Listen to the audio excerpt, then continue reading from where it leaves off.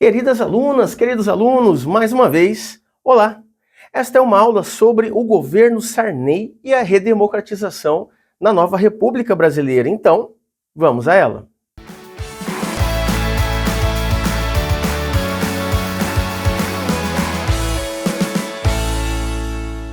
Muito bem. Então, do que se trata o governo José Sarney? O José Sarney, na verdade, ele era um vice-presidente, mas ele assumiu muito cedo, porque o presidente eleito para governar o país a partir de 1985 se chamava Tancredo Neves e ele morreu antes da posse, ele morreu antes de realmente virar presidente. Então o que acontece? Na transição da ditadura militar, ou melhor dizendo, da ditadura civil-militar no Brasil, na transição dela para a República Democrática, nós chamamos de Nova República, o primeiro presidente do Brasil morreu, antes mesmo de assumir.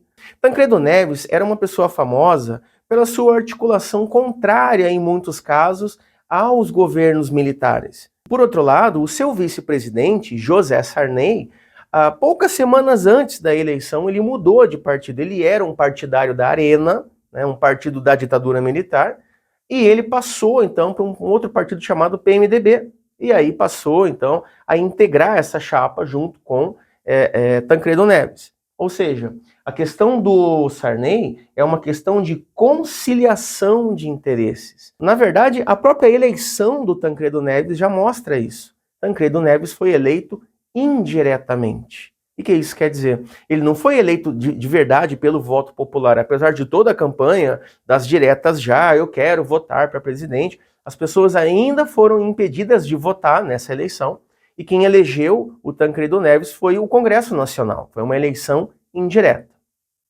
Pois bem, morto Tancredo Neves, sentiu fortes dores abdominais, foi internado e morreu ali pouco tempo depois, assume então o vice-presidente José Sarney. O José Sarney ele tinha basicamente dois desafios para enfrentar durante seu governo. O primeiro deles era justamente a transição dessa época da ditadura civil-militar para a democracia. Então, uma transição em todas as esferas e todas as instituições, tanto na esfera federal, estadual, municipal. Era um desafio gigantesco negociar essa transição, porque a força política dos militares ainda era muito relevante no Brasil nessa época. E da mesma forma, o segundo desafio do José Sarney era a estabilização da economia brasileira. Veja, os mais de 20 anos de governo militar, eles legaram para a economia brasileira, nos anos 80, um quadro caótico, de uma inflação descontrolada, de um descontrole tanto das contas públicas quanto das formas de arrecadação. Então, os salários dos trabalhadores não acompanhavam a alta dos preços, o que se passou a chamar de o dragão da inflação. Então a inflação era um problema muito sério. E para resolver esse problema, o governo, ou para tentar resolver esse problema, o governo José Sarney ficou famoso pelos seus planos econômicos. Vou falar um pouquinho deles. Os planos econômicos do governo José Sarney ficaram conhecidos pela sua agressividade, pela forte interferência do governo em questões macroeconômicas e também pelo seu fracasso. Nenhum deles conseguiu estabilizar a economia brasileira. Tá? Então o primeiro plano econômico do governo Sarney foi o Plano Cruzado, ainda no comecinho do ano de 1986. O Plano Cruzado tinha uma estratégia muito simples. Se o problema é que os preços sobem, então a gente proíbe os preços de subirem, né? O congelamento de preços foi a estratégia principal desse plano. Então proíbe-se de subir os preços, só vai subir quando o governo permitir. Foram criados órgãos federais para controlar isso, mas muitas pessoas passaram a, digamos, trabalhar voluntariamente para vigiar os mercados, para ver se não estavam subindo os preços e tal. As pessoas tinham até um botão, sou o fiscal do Sarney, e iam fazer denúncias, né? Subiu o preço da carne aqui no mercado tal e não pode e tal. O Plano Cruzado tem esse nome porque o cruzeiro, que era uma moeda antiga, desgastada, né, corroída pela inflação, ela foi substituída por uma moeda nova, chamada cruzado. Tá? Nessa substituição do cruzeiro pelo cruzado foram impressas novas notas e o valor da moeda ele foi diminuído em 3 zeros.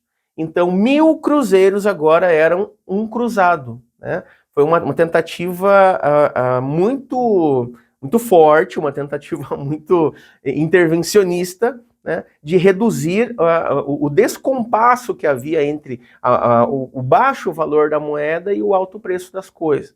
Então corta-se 3 zeros da moeda e o cruzado passou a existir. Esse plano ele teve uma euforia muito grande ali nas primeiras semanas, nos primeiros meses. As pessoas sentiram uma volta do seu poder de compra, tá? E essa questão do consumo aumentou demais, pressionando justamente por um aumento dos preços. Resultado, o plano cruzado fracassou. As pessoas passaram a não encontrar determinados produtos na prateleira dos mercados, porque o governo ele permitiria o aumento dos preços em tal dia. Então, às vésperas desses aumentos, os mercados, alguns, né, também não vou dizer que todos, mas alguns mercados, eles tiravam os produtos das prateleiras. Eles deixavam para vender no outro dia, quando estaria mais caro esse produto, né? Isso chamou-se ágio. Para você poder obter os produtos, tinha que pagar mais caro, ou você arcava com o desabastecimento.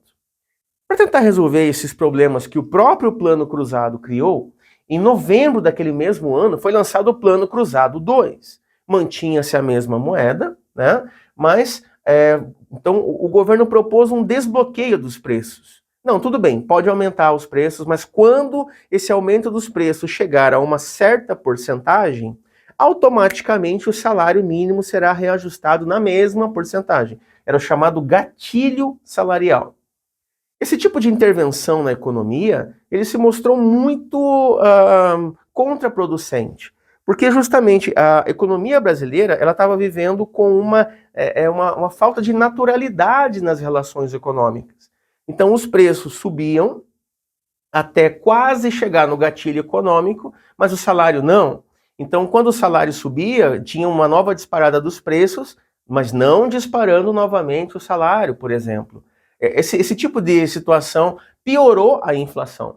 E as pessoas começaram a invadir mercados, houve saques a supermercados, houve protestos muito sérios. Uma outra estratégia do governo federal na época foi decretar a moratória da dívida externa. O que é isso? O governo disse que não ia pagar os juros da dívida externa. O Brasil, nessa época, era um país extremamente endividado, com órgãos internacionais como o Fundo Monetário Internacional e o Banco Mundial, e o governo brasileiro disse que não ia pagar, que estava precisando do dinheiro para equilibrar a economia internamente. O problema é que isso aqui já é 1986, a economia internacional está muito mais interligada do que poucos anos antes. Então, um país do tamanho do Brasil decretar a moratória da dívida externa causava um surto de desconfiança da comunidade internacional em relação à seriedade do governo brasileiro com seus contratos.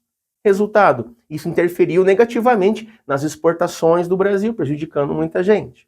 Bom, a dívida externa é um assunto muito sério, a gente fala nela em outras aulas também.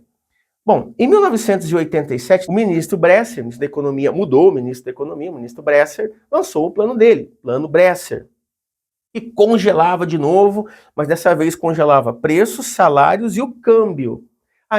Então quer dizer que as exportações foram prejudicadas? Então o preço do dólar está oscilando, então a gente vai proibir o preço do dólar de oscilar, a não ser em certas condições. E o salário e os preços também. Agora tudo vai ser extremamente controlado pela equipe econômica do governo. Outro fracasso gigantesco. Uma nova moeda, o chamado cruzado novo, um novo corte de zeros. Então, a inflação tinha corroído tanto o cruzado que foi necessário cortar de novo 3 zeros da moeda. Só que dessa vez, a coisa foi tão repentina, não se tinha a produção da nova moeda do cruzado novo suficientemente para ser usado quando foi lançado esse plano Bresser. Qual o resultado disso? Carimbou-se na nota de cruzado, por exemplo, na nota de 1000 cruzados, carimbou-se dizendo que aquela nota, na verdade, valia 1 cruzado novo. Né? Tem muitos exemplares dessas notas aí em toda parte. Nova moeda e nova moratória da dívida. Tá? O Brasil ele reafirmou a moratória da dívida externa, tá? Tendo uma piora disso em relação à comunidade internacional, e o fracasso se instalou naquele mesmo ano. Tá? Os brasileiros passaram a conviver com um crescimento exponencial da dívida externa e com um crescimento exponencial da inflação. que a gente costuma dizer que era uma inflação galopante, uma inflação que crescia muito rapidamente, corroendo rapidamente o poder de compra dos trabalhadores. É uma época em que as pessoas, por exemplo, criançada, as pessoas não tinham cofrinho para guardar moedas, não tinha por que guardar moedas, elas desvalorizavam muito rápido. Você tinha, às vezes, remarcação de preços de um dia para o outro e no dia seguinte de novo. Então, era um descontrole inflacionário muito grande. Porém, em 1989, as eleições para presidente se aproximavam. Então, foi lançado um novo plano econômico chamado Plano Verão, que tinha mais uma vez um aumento dessa política de congelamento de preços e salários, tá? Mas olha só que interessante, já no Plano Verão, o governo ele tentou atingir o poder de compra da população, restringir, diminuir o poder de consumo das pessoas, mexendo na caderneta de poupança. Então, ele mexeu na alíquota do rendimento da caderneta de poupança, fazendo com que fosse com que houvesse perdas para as pessoas que tinham esse dinheiro guardado. Houve governos posteriormente que mexeram pior na poupança, mas eu vou deixar por enquanto isso aqui. Uma nova série de greves se instalou no país, porque os trabalhadores estavam vendo que o seu salário não dava para sobreviver, né? E o governo Sarney ficou famoso, então, pelo fracasso do seu quarto plano econômico. Não dava tempo para fazer o quinto, ainda bem, né? O governo Sarney vai acabar pouco tempo depois. Tem mais um quadro dessa aula, no qual eu vou falar da Constituição Brasileira. Vamos a ela, então. Queridos alunos, queridas alunas, vamos lá então para o segundo quadro desta aula sobre o governo Sarney, então a continuação. Bom, além do desafio econômico que o governo Sarney enfrentou com os seus planos econômicos, havia também os desafios da política interna e externa. Na política externa brasileira, destaca-se a Declaração de Iguaçu, que foi assinada ainda em 85, principalmente por causa do Acordo Brasil e Argentina. Trata-se de uma carta de intenções que acabou lançando as bases do que mais tarde seria chamado de Mercosul. Então, o Mercosul não foi criado na Declaração de Iguaçu, mas mostra essa declaração uma intenção de uma futura maior integração econômica entre os países da América do Sul, né? Principalmente aí Brasil, Argentina, Paraguai, Uruguai, Chile e outros. Então, no caso, na política externa, o governo Sarney também teve que lidar com essa questão da maior integração econômica, que é um efeito do quê? Da globalização, que está começando aí no mundo todo nos anos 80 e vai se acentuar nos anos 90. Beleza. Mas, com certeza, a grande marca do governo Sarney, aquilo do qual o presidente José Sarney pode se orgulhar de ter acontecido no seu governo, foi a Assembleia Constituinte, em 1987. Então, uma reunião de parlamentares para criar, então, uma nova Constituição para o Brasil. Em 1987, a Constituição que vigorava no Brasil ainda era a Constituição da ditadura militar, toda alterada pelos diversos atos institucionais, e não tinha condições daquele documento funcionar num país democrático, como o Brasil agora era. Então, em 1988, foi promulgada a nossa nova Constituição, a mesma que vale até hoje. Uma Constituição que teve um amplo debate, uma ampla discussão com a sociedade, teve participação de diversas categorias e tudo mais. Longe de ser um documento perfeito, por outro lado, era um documento muito mais aberto, muito mais democrático do que o documento anterior. Da mesma forma, ela foi chamada de Constituição Cidadã, justamente porque ela garantia direitos fundamentais para os cidadãos, porque ela trazia instrumentos de controle, como a divisão entre os três poderes, com a atuação, por exemplo, de uma esfera chamada Ministério Público, que vai fiscalizar esses poderes, né? Definiu os direitos do Estado para com a sociedade. Então, aquilo que a Constituição de 88 não criou imediatamente, não definiu imediatamente, ela lançou como base para que mais tarde houvesse aprimoramentos na nossa legislação, como o Estatuto da Criança e do Adolescente, como o Estatuto do Idoso e tantos outros. Por isso mesmo a Constituição Cidadã. Então, aqui para você alguns exemplos do que estava presente já na Constituição de 88. Então, o voto facultativo, o voto para os analfabetos, né? Então, o analfabeto que quisesse votar, como ocorre até hoje, poderia votar se identificando com a impressão digital e tudo mais. O racismo foi colocado como crime inafiançável nessa Constituição. Sabemos que esse tipo de legislação evoluiu muito nos últimos anos, com questões como injúria racial sendo incluídas também como crime inafiançável, mas o racismo foi colocado, foi elencado, né, na letra dessa lei. Direito à demarcação de terras indígenas e quilombolas. Outro assunto muito delicado, que permanece delicado até a atualidade, mas ele foi abordado na Constituição de 88. Então, a partir do momento em que uma questão como essa está dentro da lei, é que as pessoas podem lutar pelo cumprimento da lei, pelo aperfeiçoamento da lei. É muito menos trabalhoso do que lutar pela criação de uma lei, assim, que não é contemplado em lugar nenhum. Esse tipo de marco ficou como uma consequência da Constituição Cidadã, da Constituição de 1988. Bom, em 1989, então, aconteceram as eleições para presidente, seriam as primeiras eleições diretas desde o golpe militar em 1964.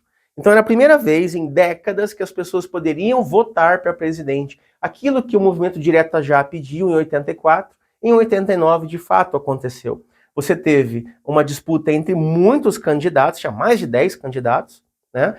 Até o Silvio Santos chegou a concorrer, o comunicador, né? Aquele mesmo do SBT, chegou a concorrer, mas ou figuras famosas da política, como Paulo Maluf, como Leonel Brizola, né? Ulisses Guimarães, que se tornou famoso aí pela sua atuação na Assembleia Constituinte, mas o pleito acabou decidido no segundo turno entre Fernando Collor de Mello e Luiz Inácio Lula da Silva.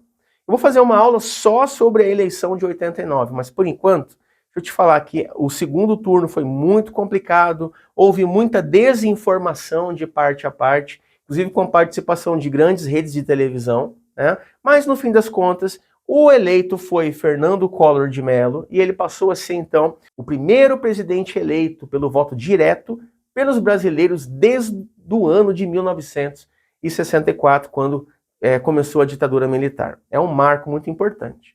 A eleição do Fernando Collor, é claro, marca o fim do governo José Sarney. Então o Sarney passa em 1990 ali, passa no começo do ano a faixa presidencial, passa oficialmente o mandato para o Fernando Collor de Mello e começa o governo, então, do Fernando Collor de Mello. Mas esse é assunto para uma outra aula. Eu espero que vocês tenham gostado dessa, eu gostei bastante. Se você gostou, por favor, não se esqueça de curtir, compartilhar, inscreva-se no canal, deixa o seu comentário e é isso. Por enquanto, um abraço, fiquem bem e até a próxima!